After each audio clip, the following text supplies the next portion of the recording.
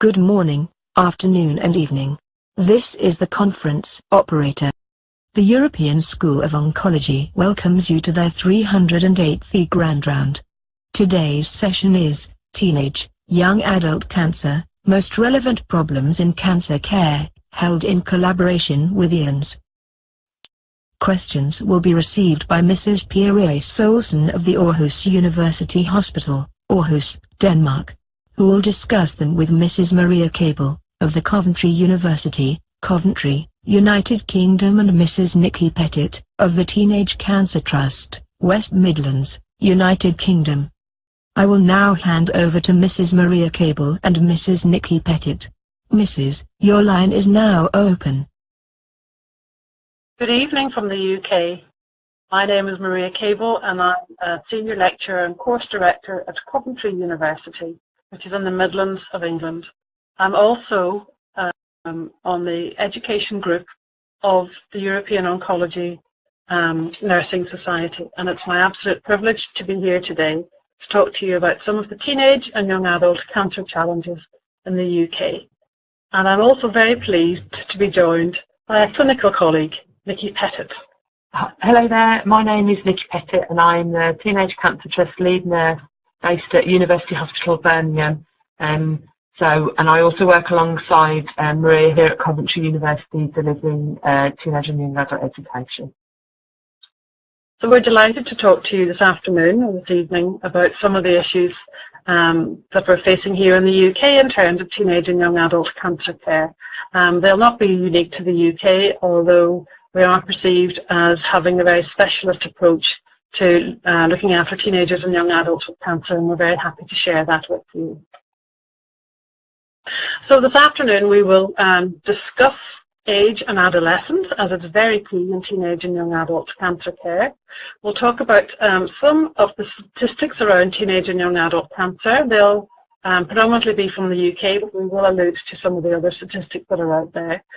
But more importantly, we're going to talk about some of the specific challenges, and they include the themes of clinical care, service delivery, and what some of the specific needs are of teenagers and young adults with cancer.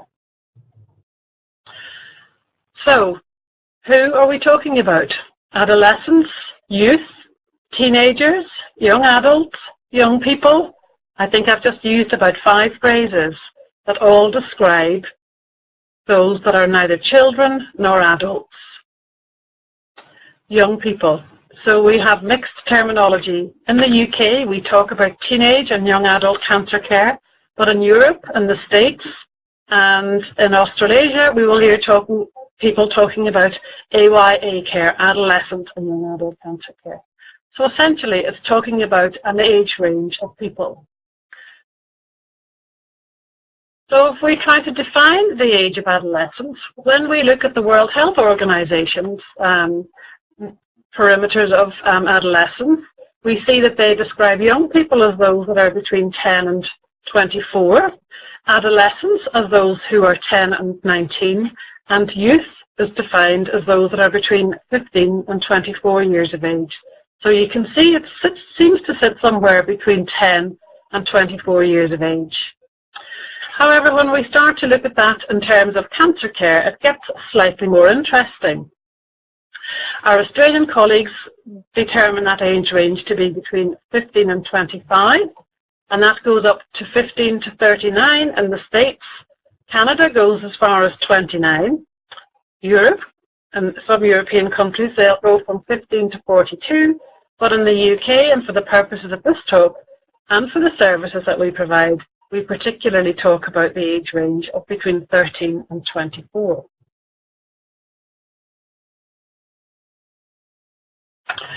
So, if I think back to my adolescence, which is some time ago now, I remember it as a time of great change, challenge, and culture. Clearly, we are undergoing huge biological change. We are physically growing up. We're getting bigger. We're developing, going through puberty. We're having significant hormonal changes. We also know that we're undergoing huge changes in the brain. There's an awful lot of synaptic pruning going on, so there are huge changes to the grey matter in our brain as well. Also, it's a great period of gaining independence. Independence, moving away from your parents, that's a very key feature of adolescence. So it's becoming independent of them in many ways, financially, emotionally, etc. The relationships that are formed and that change in adolescence are also key. We may feel as parents that as parents of teenagers or young adults that we may not feature as the most important person to them because their peers and their friends become a very significant part of their lives. So the relationships that form and adjust and remain during the adolescent years are very critical, and that's something we must not remember. Adolescence is also a period where often people's sexuality is determined. And for some, that's a very, very difficult time to try and come to terms with whatever that may be. Clearly, we see that's a challenge to an adulthood, but it's definitely a period when sexuality is considered and more often formed as a more permanent aspect of life. I remember my adolescence as a period of study and having to make decisions about my career, my education, my job. As for most adolescents in the developed world, that is an opportunity that they have, and they have to make very big decisions about applying for that and applying to that so that they can form a career for the future. Also, thinking about it, it was a period where I was even trying to get my driving license. So there are so many changes going on in the world, but actually the modern world that we're living in gives pressures, added pressures that young people now face that perhaps we didn't see when I was growing up. So clearly technology and the use of social media and all that comes with that puts pressures on young people as well as giving them some freedom. Please remember that you can click on the questions and answer buttons and your questions will be collated, and our colleague Pia will gather those and will ask them on your behalf. Maria and Nikki, I actually have a question for you. Thank you. Can I pose it now? Yes, please. Okay, because you mentioned that in the UK age definition of the teenagers and young adults is 13 to 24, and that in Europe as a whole, patients are considered young adults up to 42. I think it points to the fact that it is increasingly recognized that there are specific and special needs to consider when you are 13 to 24 and get cancer, but that the supportive care needs are poorly characterized for young adults at age 25 or up to 40 or 42 at least, and that their specific needs are still left rather unattended and under-researched. So I wonder if there are any signs in the UK health system or in UK health policy that the attention would be extended to these young patients who face specific challenges, some similar to the younger group, but in their case also includes marital and family issues, young children, education and interrupted careers and economic problems. Do you have any experience in that? Pia, I completely agree with the point that you raise in the sense that a line has been drawn in the sand for age, and the guidance that we have in the UK is up to 24, but quite naturally all of the questions and challenges and unique challenges of age, as you identify, do clearly continue on over and above this age group. I'm not aware of any changes in UK health policy that will extend the upper age limit. In reality and certainly in practice, what I'm finding is that as we have the ability and the opportunity to raise awareness of the special and unique needs of this age group, that other areas of the hospital are starting to sit up and take notice and think about the transferable nature of some of the approaches to challenges that we have addressed. It's very interesting. I was recently asked to speak at a hospital presentation on dignity and dignity in care, and the programme was very much about dementia and the needs of dementia patients and seeing people for people. And they were quite surprised when I stood up to talk about 16 to 24-year-olds, but before they fell asleep, I reminded them that actually everything that we talk about is looking at a person in the holistic sense and seeing them as a person. So hopefully we're leading a change, but whether it's going to ever be recognised in the sense of policy changes, that's not a question that I can answer. Okay, go. We'll proceed. So we've talked about adolescence and some age definitions of adolescence, and now we need to bring this back down and return it to the statistics that surround cancer. So Maria and I have explored the UK statistics, and the Cancer Research UK is an absolutely fantastic website for any UK statistics. So we're looking at about 2,200 young people diagnosed each year with cancer, and that includes all cancers but just excludes the non-melanoma skin cancers. But this actually accounts for only 1% of all cancer registrations across the age range. Slightly more males in this age group than females are diagnosed with cancer each year.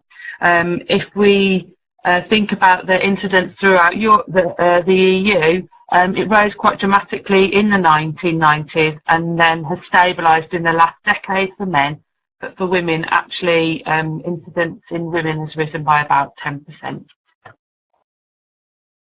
And that leads us on to think about survival, and it's important to acknowledge that survival from these cancer in this age group is improving, and that in the UK there's approximately 80% survival rate still at 5 years.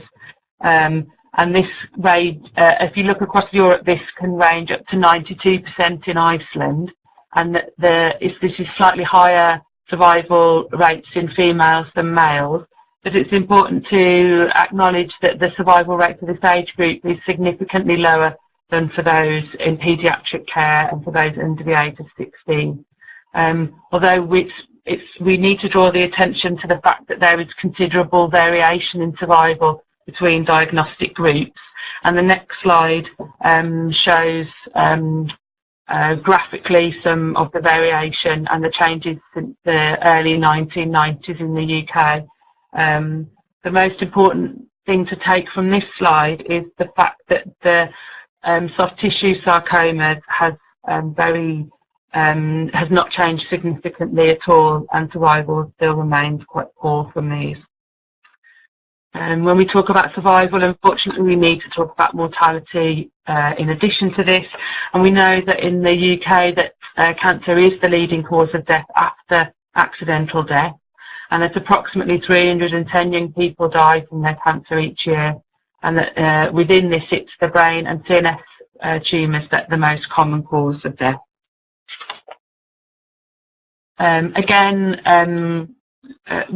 To link in with the fact that survival is improving, then clearly death rates are going to be falling, and this is very reassuring. And across the UK and Europe, since the 1970s, the statistics for death have decreased by about 50%, and this is very reflective of the improvements in treatment over the last 40, 50 years. So just looking at the types of cancer that we're seeing in the UK, this graphically represents that. So we're looking at lymphomas and leukemia, carcinomas, germ cell tumours, and brain tumours, and central nervous system tumours. Excuse me, little cough.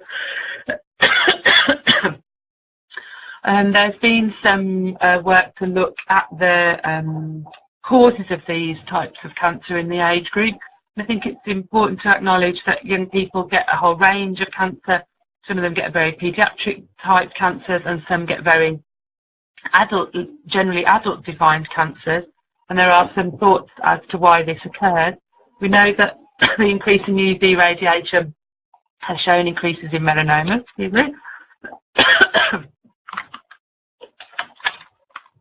And that there are very interesting links to the HPV virus in the development of cervical cancer. excuse me, sorry, there are also many links that can be surmised through to the period of life and the life trajectory in regards to growth and hormonal factors during puberty that may trigger cancer in this age group. There is certainly some genetic links, Leigh-Fraumeni syndrome, that can cause higher, as an example, that can cause cancer in this age group. And we're seeing, unfortunately, more secondary cancer due to cancer treatment as a child. Excuse me. Have you got any questions at the moment?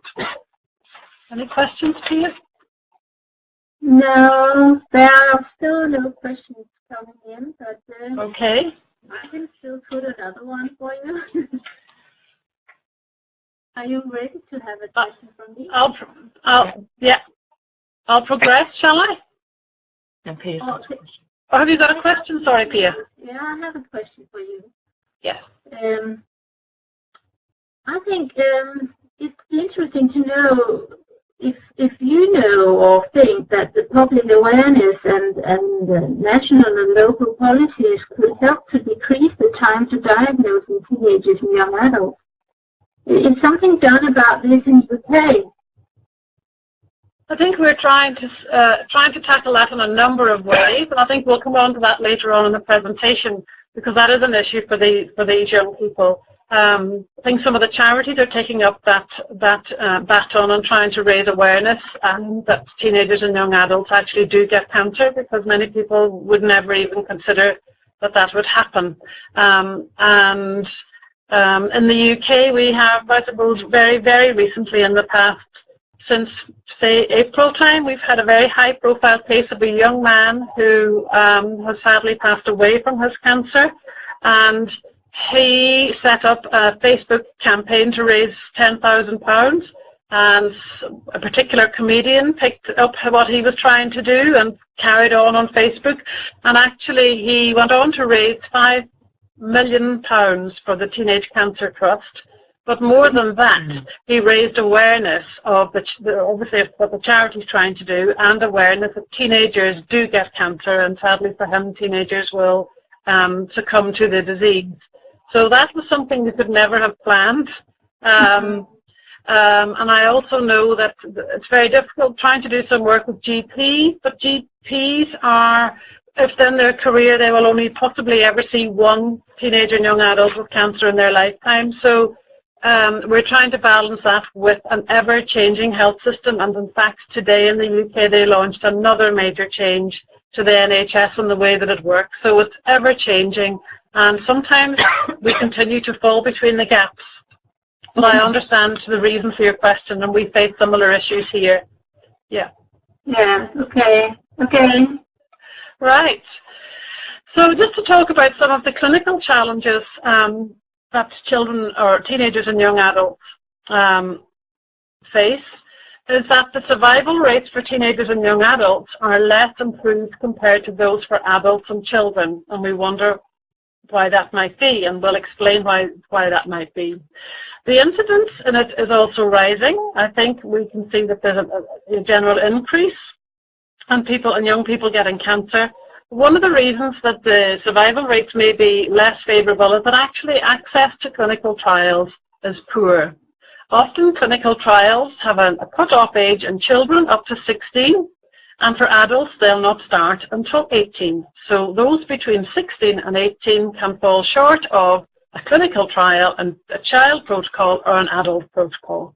And certainly in the UK there is some work going on that now challenges researchers to consider to give good reason why they wouldn't include a teenager and young adult in a clinical trial that they're setting up, or even whether they be for children or for adults. So that is definitely an issue. And this goes back to my next point goes back to what you asked about earlier, Pia. We know that many teenagers and young adults with cancer get a late diagnosis, and many of them are often only diagnosed when they turn up to A&E or to emergency services. And quite often that is because if they do keep going to their GP, quite often GPs will think that their symptoms are nothing to do with cancer and that they're to do with the fact that they are going through this major change in their lifespan. So all these physiological changes, so they've got growing pains, that they may have stress from exams, that they may have headaches from going out drinking, that actually not really thinking about that a young person might actually get cancer. So for some young people, they may have been to a GP to as many as 8 times before actually somebody thinks that something different may be going on here, that it's not just a sports injury. Also, with this age group, they're quite often reluctant to go and see a doctor because they think themselves it's just part of growing pains, or they've been excessive drinking, or they've just had a sports injury themselves. So there are multiple reasons as to why they receive a late diagnosis. But sadly for some, when they do go to a GP, they're not actually heard, and actually they could have been picked up a lot earlier. Also, some of the challenges that we're faced with is that actually there are very small numbers of teenagers or young adults in cancer centres, so it's difficult to get a collective. So you may have 1 or 2 in a sea of an adult ward or an adult department. You may have 1 or 2 in a big children's hospital. So actually people may not see that their needs are any different to children or adults. And also what hasn't helped, and I suppose in the UK we have had some help with that, is that actually some guidance in terms of what does a systematic referral pathway for these young people. So if this is their programme of care, where do they go to next? And we have actually had some guidance in the UK in 2005 that we will come on and talk about later in the presentation. Furthermore, as young people progress throughout their cancer journey, the care that they get at the end of life also can be a challenge, whether they're cared for in a hospice, in the hospital, or whether they want to have their end of life at home. And the services that are out there to help young people or anyone at the end of life can be a challenge. So sometimes adult teams don't feel it's necessarily within their remit of experience, and the child team, they may also feel the same. So the teenage and young adult may fall between these 2 camps. Also, we find that they have similar experiences when they don't have to be in hospital for long periods, and they can be out in the community where they need extra care in the community. So there's sometimes some disparity as to who should look after these young people in the community. When young people with cancer survive, they can also be faced with many, many extensive survivorship issues: financial, emotional, physical, social, in lots of ways. Quite often their friends have moved on, they're doing different things, and they have been left behind, so they have been removed from their social circle. They have had their education completely interrupted. The consequence of the treatment may have impacted them too. And furthermore, in terms of long-term follow-up, there's also challenges around who will continue to follow them up.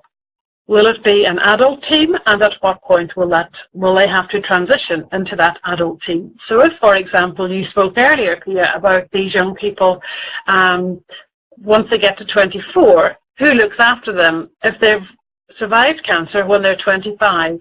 Because this type of service that they get when they're in the teenage and young adult cancer service, if they get there, is very different when they then go to an adult service.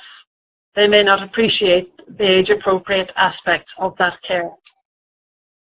So the challenge is really that they often fall into no man's land. They fall between adult and paediatric services, and they are often referred to in the literature as the lost tribe.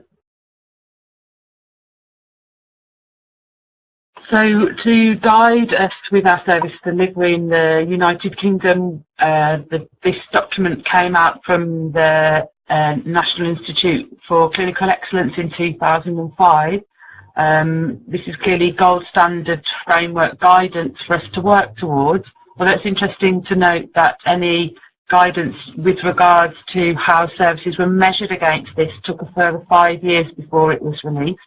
And the essence of the guidance for us in the UK is that care is centred around principal treatment centres, that these principal treatment centres are supported by designated hospitals, that there is a TYA-specific MD team, multidisciplinary team, working out of each principal treatment centre alongside site-specific teams. So in the UK, all cancer care is delivered with a diagnostic focus. For example, there's a breast team, upper GI team, a sarcoma team, but that measures for teenage and young adults have stated that there needs to be a psychosocial TYA service that umbrellas all existing services, and that young people must have unhindered appropriate facilities and support, and the element of patient choice must come into play in all this. Now, I could speak about these guidelines for about 3 hours, so clearly we don't have time for that and how these have implemented our day-to-day working in the UK, but just for you to take an essence of the guidance that you can even see here on this map that geographically, for example, in Scotland, there are some centres, but actually people who are living on the Highlands and Islands, getting access to these may be a bit of a challenge, and equally the same for Wales and the southwest of England. This will be no different to, I'm sure, services that we see being developed in Australia or in other countries where geography is an issue. And to note that this has led to very different models of care, even within the UK, even with the same standardised guidance that we all have, that regional areas have developed very different models of care. So in my job as a lead Teenage Cancer Trust lead nurse, I'm constantly faced with the challenges of trying to deliver teenage and young adult cancer services within an NHS or a healthcare system. And Maria's already alluded to the fact that young people don't fit anywhere, in the sense that they don't fit in paediatric services. Adult services don't really want them. Sometimes there might be an older young person with a paediatric type of disorder, paediatric diagnosis, that there are also older young people with younger teenagers with a very adult-defined disorder, and that this actually takes a lot of collaboration and partnership working to make any small changes or to have any impact in service delivery. That we're working defined by age, not diagnosis, and that goes against all existing patterns and pathways. I think it's also important to identify that there are a lot of non-believers within the healthcare system who don't feel that young people need specialist services, and that all of these need a great change in culture. Any further questions, Pia? Well, there are no questions coming in, but can I pose another one for you? Please. When you are talking, it's obvious that the Teenage Cancer Trust have had an enormous impact on the level of teenagers and young adults cancer care in the UK and what was achieved in the UK.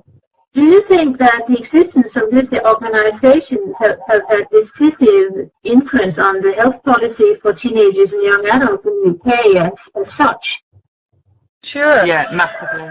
And actually, Pia, my next slide actually talks about Teenage Cancer Trust and what they and some of the other charities have helped us to do in terms of delivering service. So yes, they have had a very loud and strong voice in championing the needs for teenagers and young adults, not just building wards and specialist units and employing some staff, but also lobbying government. They also had a very significant role in that, fundraising obviously to raise money to make differences to the care that young people receive. So there are other national and local and even regional charities who, without them too, we wouldn't see some of the advances. So for example, obviously Teenage Cancer Trust have got 28 specialist units, so buildings that are so the environment is what they have made a big contribution to there.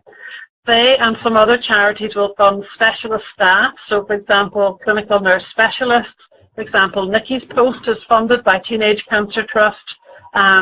They'll fund other roles such as youth support workers, and others. Charities might fund roles such as social workers. So the role that charities have to play is huge. So aside from the service delivery, they will also be in a position where they can offer grants for a range of activities and support groups. I can think of the Ellen MacArthur Trust, who takes young people away on sailing trips to give them independence, and she's very committed to helping young people with cancer have an enjoyable experience and do something quite different. But I think, too, you make a very real point in the sense that if charity, I mean, we have here 3 very large national charities, and Maria has already mentioned the fact that the multiple charity support at a national and very local level as well. But if charitable funding ceased on the 1st of November, that the service I deliver at the hospital would also cease. So young people would get their treatment, they would be in a bed, they'd have the chemotherapy, they'd have their radiotherapy, but they would have none of the additional services. And I think this is a big challenge for commissioners and for leaders in up and down the UK to draw attention to the pressures of delivering a service like this, that within a stretched healthcare system wouldn't be providing these extra and very valuable services, both to the young people, but also in the sense of finances as well. We're providing care in a stretched healthcare service, which is a massive challenge. Yeah. Actually, there's a question coming in now also about this. It's asking you how can we improve support for our teenagers and young adults in remote and rural areas who have limited local support? Do you have any suggestions there? I think it's about being clever with how we interpret support. I think it's about using technology. I think it's about engaging young people in a different sense to face-to-face working. I think there's no clear definition of what age-appropriate care actually is, and for me it's about holistic care. It's about supporting that young person to lead a normal life within a new normal of a cancer diagnosis. So I think it's about supporting young people remotely, in a sense of via the telephone or via social media, and signposting them to alternative ideas of support.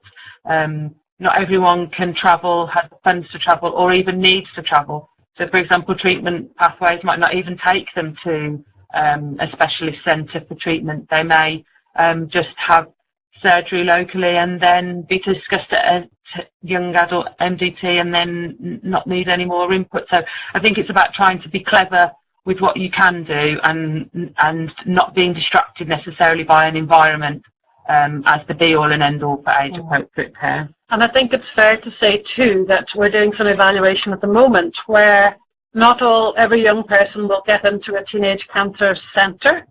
So actually there might be ways where we can look for, rather than them coming in, where we can go out, and even if that just means giving them a call, speaking to them so that they know that there is an advocate for them who can help them navigate their way through their cancer treatment, is quite useful. And I think also we have seen very recently, in fact just this last week, where Canteen, who is the equivalent in Australia, have just launched a new 24/7-hour counselling and support service for young people via the web. So actually, I think there are things that can be done to support people in remote and rural areas that are not just to do with walls. Yeah, and I think this leads us nicely on to our next slide, regards to navigating the challenges of service delivery, that there are multiple models that exist not only in the UK but throughout the Europe and Australasia, and that actually the challenges that we face are the same and are interpreted differently depending on the support and the champion and the time and the money and the people that are listening to you, and that service evaluations for models that are well established or new models that are being introduced are very powerful and will help to guide the future reality. We're not getting it right all the time here in the UK, most certainly, but we're able to reflect on models that are good and models that have worked. So lastly, we'll talk about some of the cancer-specific needs. And actually, when we think back of our period of adolescence, all these periods of change, challenge, and culture, when you get a cancer diagnosis, it impacts on every single aspect of that adolescence. So it's crucial that we see the adolescent first and then work with them with their new diagnosis of cancer. We must remember what the period of adolescence is like and be aware of all of those issues. And this slide just alludes to some of the ways that any healthcare professional or any voluntary service can support young people going through cancer, in the sense of thinking of the life trajectory and how we can support the normal changes through an abnormal period.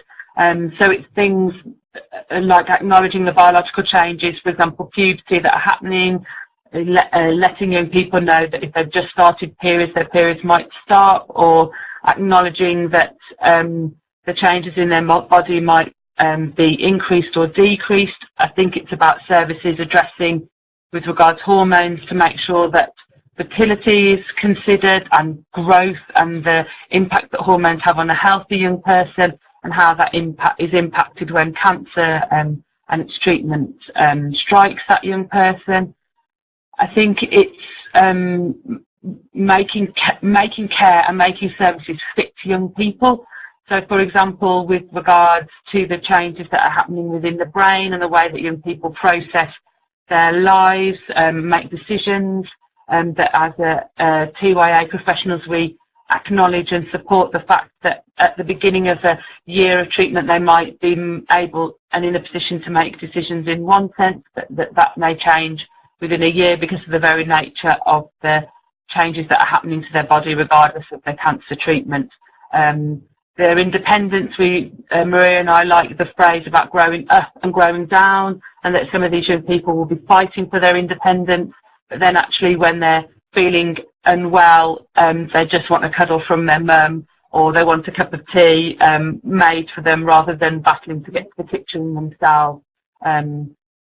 Or they have just flown the nest and they've gained their independence and they get sick and they're back at home and mum and dad have to care for them, their parents have to care for them again, so they have lost their independence that they had just found. Yeah, and I think for teenage and young adult services to think about how they can maintain the old relationships that the young person had and how they can help them to develop new relationships if that's something that they want. We know that peer support is so crucial through a healthy young person's life, and how that peer support may change with the cancer diagnosis, and also may bring the additional new peer support of cancer friends if that is what that young person wants. I think it's about, when we think about the sexuality, it's about supporting them being who they would like to be, who they think they can be, even down to simple things like promoting safe sexual practices, and not assume that just because young people are going through cancer treatment that they're not having sex, or that their understanding of the terminology that you're using when discussing fertility and sex and sexuality, that is clearly understood. Education and employment is so key and central to this age range, and we know that even in the healthy young people, employment and the education and employment market is so difficult for them. To think about services, how can TYA services support young people through the cancer journey? So, for example, in Birmingham we have a specialist teacher who's able to liaise and support with them through their journey, and maybe help them to consider learning in a different way. And I think, like we've mentioned several times, that acknowledge the pressures of a modern world to these young people and the impact that that can have in both a positive and negative way as they proceed on their cancer journey. And this is what some young people have said that services should be delivering, and I think it's we can't talk about young people's services without having and checking in with young people themselves, and it's important that their voices are heard, and young people's voices are extremely powerful within the process of trying to change anything or implement any changes. And this slide just clearly shows some of the comments that young people have made about what they want from their services. So they want expert staff, they want to be treated as young people, they want to have the opportunities to socialise, and they want to be respected as individuals and feel comfortable and cared for in their environment. Any questions? There is actually one question from one of the listeners here for the session, because this person raises the challenge that is there, perhaps when numbers of teenagers and young adults with cancer are so small, because then it's maybe more difficult to establish a youth unit or special services when you don't have that many patients with cancer in that age group. Yeah. And actually, I'm thinking about the difference between, I know Birmingham, and I know some of the units in the UK where you have a lot more patients than we actually have here in Denmark in our unit. And to the question, I like to tell that in our department in Aarhus, we only have 4 beds for young people with cancer in a special unit for teenagers and young adults, and which are part of an adult ward, and that is actually another opportunity instead of having a big unit or a big ward for these young patients. So it can be done. I think we have, well, it depends, but between 15, maybe 20 new young patients every year, and that is it. And for that, we only actually need these 4 beds. Yeah. So it's possible, yeah. And I also think it's so important to not be distracted by the environment.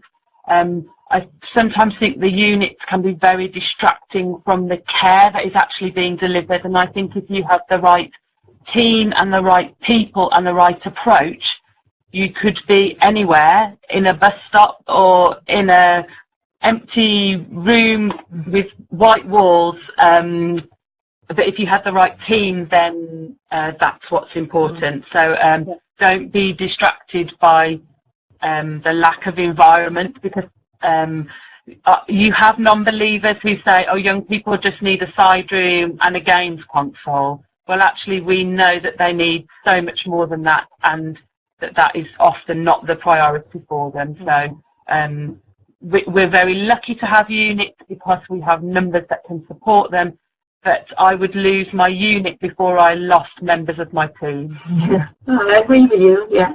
And I think actually that's what the young people, they say themselves. Yeah. That the most important thing is actually the attitude of the team. Yeah. Yeah. And that not all, certainly from our experience, not all of the young people with cancer need to be in the beds on the ward.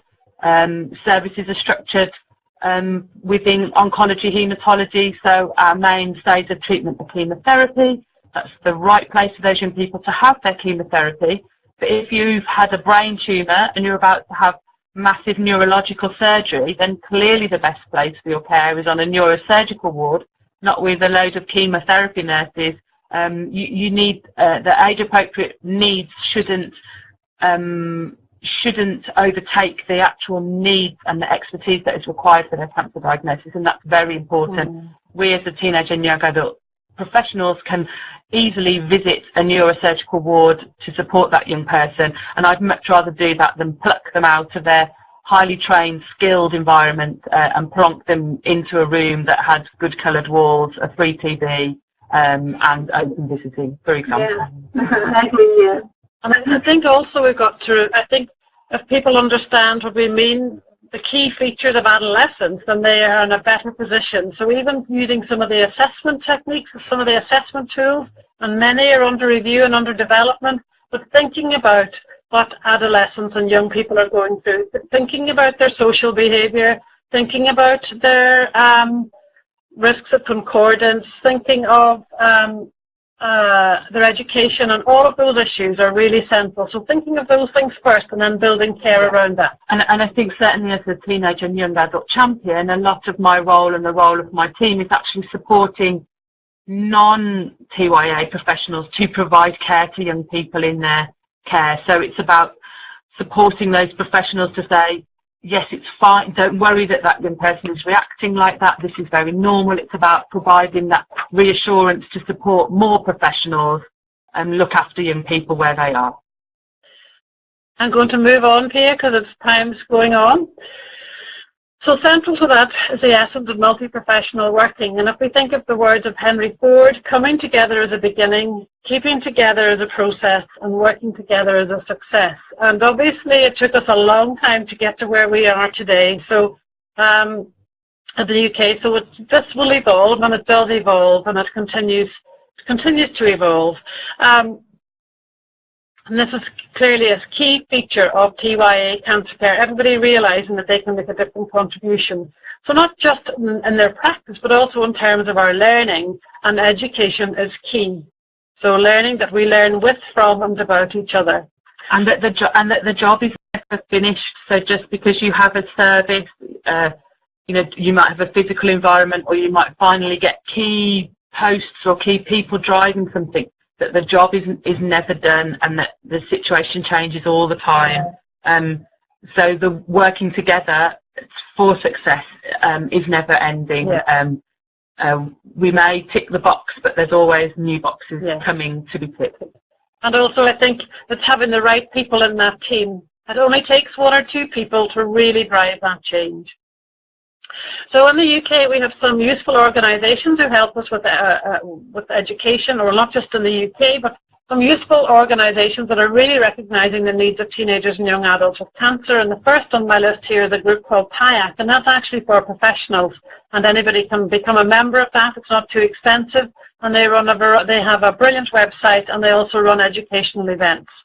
Obviously, we have the Teenage Cancer Trust, and they've been a great support to people nationally and internationally in terms of developing their services, and they're very happy to share their experiences. We also see some other European organisations such as ENCA and COP who have educational materials and are trying to do very good work in terms of defining and determining what teenage or adolescent young adult cancer care is. Our colleagues in Australia are doing some wonderful work. That's Canteen. That's the Australian charity that is driving care for AYA care there. And in 2013, we saw a new group in America called Teen Cancer America evolve, and they're also trying to emulate in some regards what has been done in the UK. Also another USA alliance is Critical Mass, and they're definitely worth following on Twitter and Facebook, because they all offer some brilliant insights into the specialist needs of teenagers and young adults with cancer. So in terms of educating or training, what do we offer? Do we offer both? I think, yes, we certainly need to do that. Being an educationalist myself and working out of a university that offers accredited education, we see the program that we run here is online, because obviously the number of these patients are quite small, and so are the health professionals that are looking after them. So we have an online program that's for multi-professionals, so actually it's not specific to nurses or doctors, but it's definitely has a multi-professional focus. So we have an online program, which is our postgraduate certificate, but we also run some face-to-face modules, so sort of short courses, and they're accredited, and they have to do assignments, and they get academic credit for that. We also know that there's accredited education and AYA oncology from the University of Melbourne. But also in the UK, and I guess around the world, we will see non-accredited training in different guises and formats. So for example, we'll have study days, local people will run their own study days. There's a free online learning module of On Track at Melbourne, and there's also some e-learning material with SIOP and ESMO. So there is a body of education going on in and around the world, but people are trying to do things so that people can be educated on their specific needs. Additionally, I wanted to share with you some of the other documentation, some that's come from charities, Tick Sergeant, these two in the purple, specifically talk about no teenager with cancer left out or no young person with cancer left out, and that's sort of looking at their social needs and educational needs. And then Macmillan have developed a competence framework for nurses for caring for patients living with and beyond cancer, and that also will address some of the issues for teenagers and young adults with cancer. But one of the other key things that's been led by a lady called Sam Smith, who is head of nursing at Teenage Cancer Trust, is this blueprint of care in the left-hand corner of the screen. And she has documented what is the essence of teenage and young adult cancer care. And that document is freely available on the web from Teenage Cancer Trust website and TIAC. And that's a very, very useful, resourced, evidence-based document of what the essence of teenage and young adult cancer care is, and also highlights top tips. Something that I was involved in with Sam in writing is this document in the bottom right-hand corner, where we have documented what we believe are the nursing competences and career framework for nurses looking after teenagers and young adults with cancer. So it's exclusive to teenagers and young adults with cancer, so it won't include things like chemotherapy competence or end-of-life care competence, but it's trying to focus what we really mean about teenage and young adult cancer care for nurses. So that is also available freely from the Teenage Cancer Trust website and TIAC for people to download and to look at, and it will help them shape their service and identify the gaps in their knowledge and service provision.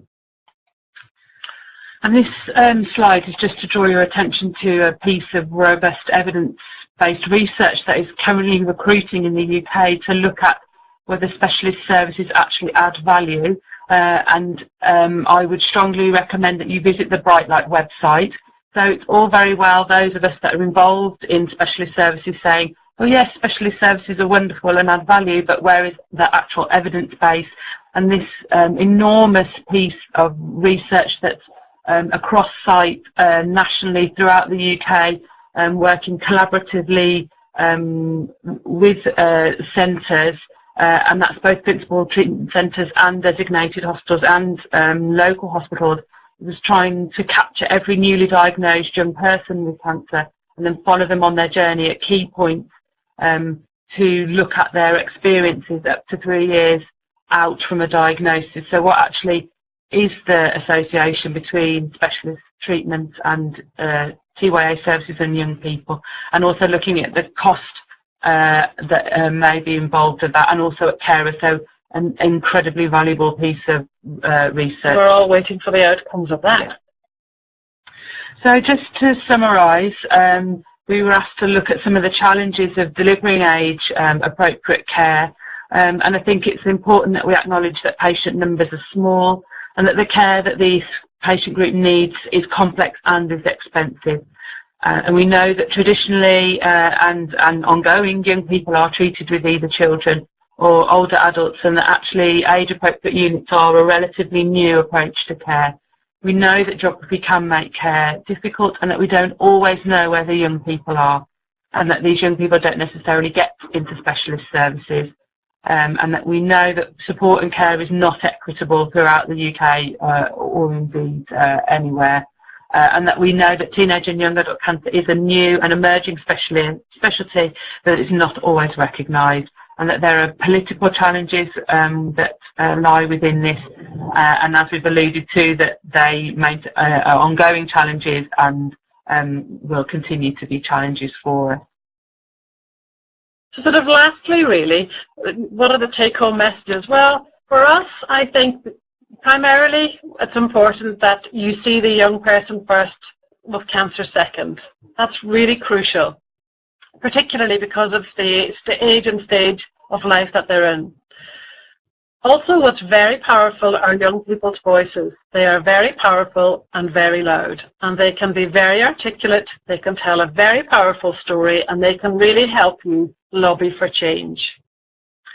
And sometimes these changes can be very small, but make a huge difference.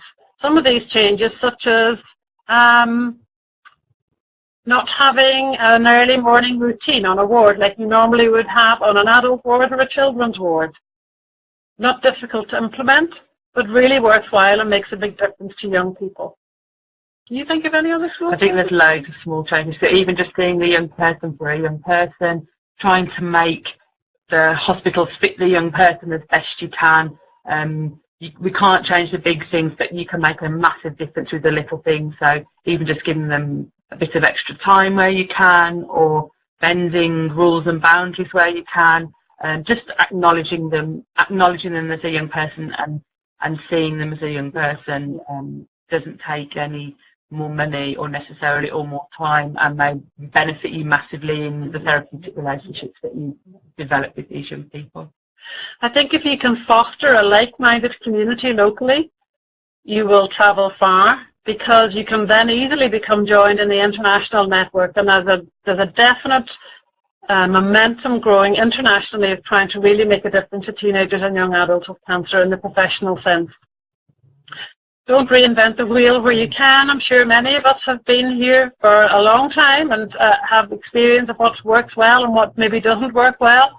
People are generally very happy to share that.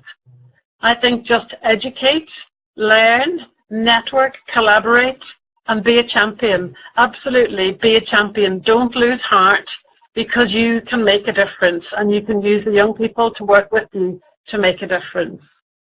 So we're coming to the end of our presentation.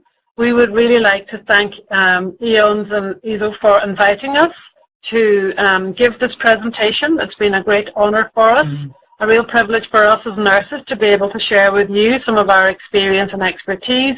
I think we would also like to thank our own organisations from where we work, and Teenage Cancer Trust, and particularly Sam Smith, who couldn't be here to join us, who had hoped to be here to add her contribution, as her contribution has been invaluable to nursing teenagers and young adults with cancer particularly. Please follow us on Twitter if you wish, and if you've got any questions for us directly, we're happy to take them by email, although I do know that there is an Ask the Expert facility here as well. So that's the end of our presentation, but we're very happy to take questions from you, Pia.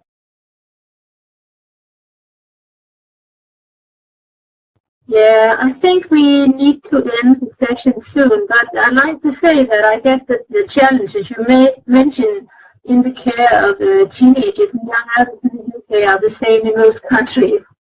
And there are so many questions that we can share, and I am so happy to know that the awareness of young people with cancer is growing in most countries at the moment. And at least in Denmark, where I work, I see a rising interest in doing something special for this group of patients that actually fall between the chairs, as we say here. And I also like to say that you mentioned a lot of organizations, and I'm happy to know that there is a pan-European multi-level program in progress, led by the entire, or the ENTYAC organization, that actually tries to collaborate and to share experiences and interests between pediatricians and oncologists, so that we together can take this huge challenge forward and collaborate both in research but also in the clinic and in practice. So I thank you for your presentation. It was excellent, and I hope that our listeners have gained a lot from it. Thank you. Thank you. Thank you. Thank you, Pia. Good night, everybody. Goodbye. Bye. Bye. Thank you, Mrs. Cable. Thank you, Mrs. Pettit, and thank you, Mrs. Riss-Olsen.